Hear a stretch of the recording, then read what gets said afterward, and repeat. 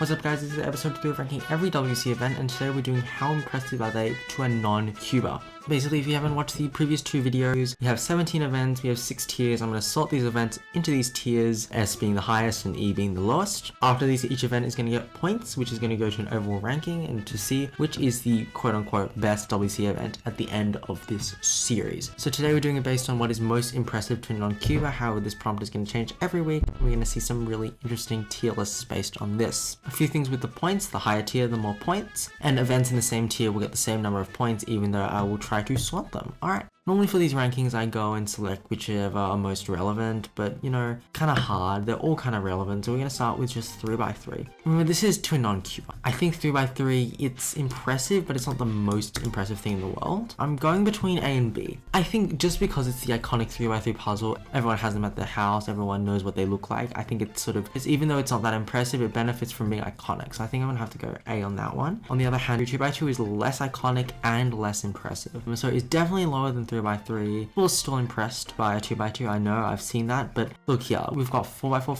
5x5, Blindfold, Megaminx, Skew, Pyraminx. I think compared to all these, even though 2x2 is impressive, it's not really that impressive, so I am gonna have to go E on this one. 4x4. Now, I definitely think that bigger cubes generally are more impressive. So, let's say 4x4 is more impressive than 3x3, 5x5 is more impressive than 4x4. However, because the 3x3 is so iconic, I do think 3x3 will have to be higher than 4x4, but we can put 4x4 in this A tier slot. It's still very impressive, but just not as impressive as 3x3, even though 4x4 is actually harder. Actually, no, I'm gonna put 4x4 in B tier. I think overall, it's less impressive than a 3x3.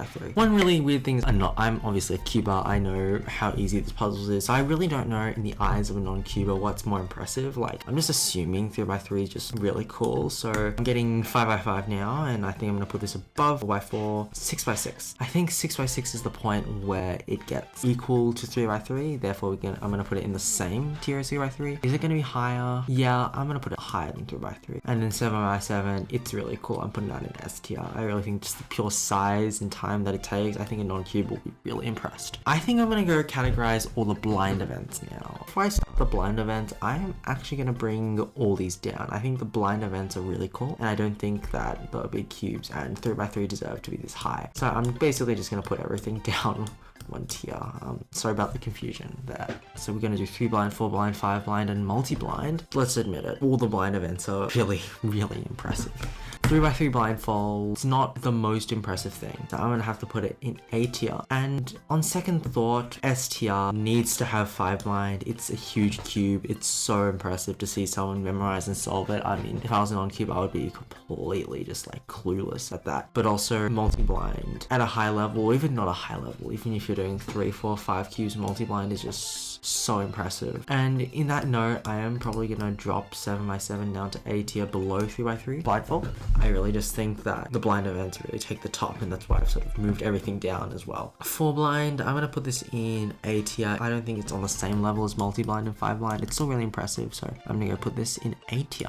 So now let's go do one hand. Obviously, intuitively, one hand is more impressive than 3x3, and like even as a cuber, like it's probably higher than 3x3. Like if this was as a cuber, like 3x3 would be probably down in like E tier. But for a non-cuber, I think the jump from 3x3 to 3x3 one hand is not that much bigger for a non-cuber. I'm gonna put this just above 3x3. I really don't think it's that much more impressive. Obviously, as a cuber, we know that 7x7, 6x6, these are not as hard as blind, not as impressive as blind, but for a non-cuber, I really don't know. Megaminx. I think Megaminx has the same thing as 7x7, where 12 sides, it looks really complicated, even though it is exactly like a 3x3. If this tier list was based off cubers, this would probably be in B, but I'm gonna have to put this at the bottom of A just because it looks so chaotic. It looks like a really awkward puzzle to solve. Alright, let's go with some easy ones. Pyraminx and Skewb. Obviously, they look impressive, but they look kind of like toys, not gonna lie. I don't think the Pyraminx has the iconicness or sort of the reputation to look complicated. Pyraminx is not that complicated. I don't think think it looks that complicated. So I'm gonna have to put this in D tier. I think it looks harder than 2x2 just because 2x2 basically looks like a toy, and I'm gonna put Scube in the same category, and I think Scube would look harder than Pyraminx just because it looks like a cube, and I think cubes have some stereotype of being hard to solve.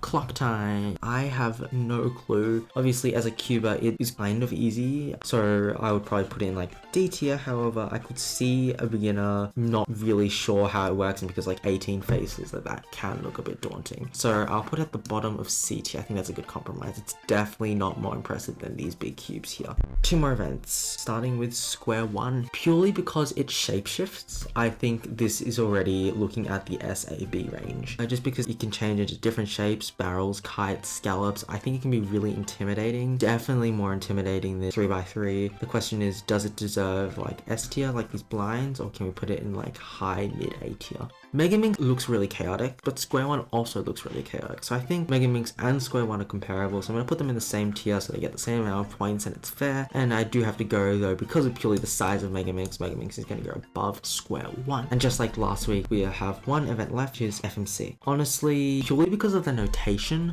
can look really daunting, really complicated, even though it's not for a non-cuber. And the fact that you have to write down the solution to a puzzle on paper, I think a reason why it's complicated. So it's gonna have to be B or higher because it's equal to a 3x3, if not harder. But the question is, does it deserve all the way in A tier? And I think it really does. Even though notation is so easy, the fact that people are changing a 3D physical object and categorizing it or solving it on paper, that really could be like on its own could make something look really impressive. I do think it's not as impressive as Megaminx, definitely. Megaminx is just really cool. Is it more impressive than Square One? Maybe. I'll put it in between Megaminx and Square One. Alright, and that's our tier list for the most impressive for a non-cuber. We have all our blind events up here, we've got our big cubes towards the middle, and of course 2x2 at the bottom. Right, now I'm going to transfer it into the spreadsheet like always, and we're going to talk about the rankings for this week. Alright, the table is now filled in, so as you can see, this column is for episode 3, this episode, which is the most impressive for a non-cuber. Basically, I'm going to quickly run through this again. Number of points an event gets is equal to the number of events in a lower tier. For example, 2x2 being in E tier gets 0 points. Scube and Pyraminx both get 1 point because there was one event in a lower tier, aka 2x2. And then the high end 5x5 blindfold and multi-blind 15 points because there are 15 events in a lower tier. It means that every single week, the number of points per tier will change. For instance, last week there were 16 points for S tier, whereas this week there are only 15. Over here, this part is still a mess and it's going to be a mess for probably the next 5 or 6 weeks. This is just the number of times each event gets a certain tier. For example, 3x3 has gone 1 S tier, 1 A tier, 1 B tier, and no C, D, or E's. And these colors equal to the placements. For instance, if we look at A tier, Square One has got an A tier twice. So it's got the gold medal for A tier, and then everything else has tied second at 1. And then of course, the most important thing is the number of points. This is by summing up all these numbers here. And we can see that the rankings of the events are here. So now the ranking, we've got 3x3, One Hand, and Megaminx in tied first place. If we look a bit deeper, 3x3 has gone 1S, 1B, and 1A. One Hand has gone the same thing, SAB, and Megaminx has also got SAB, and it happened that all the points would add up to 30 as well. In 4th place is 3x3 Blindfold with 27 points instead of a B, it has a C. In 5th place is Square One with 25 points. In 6th place is 2x2 with 22 points, and so on. At the moment, last place is 6x6 with only 9 points. And yeah, that's really it for this video. If you haven't already, try checking out the other episodes. We had other tier lists with other prompts. I had easiest One Hand and the most spectator friendly, but as in the coming weeks, we're going to upload more videos and hopefully to see this table evolve over the weeks. Anyway, that's really it for this video and I hope you enjoyed. See ya.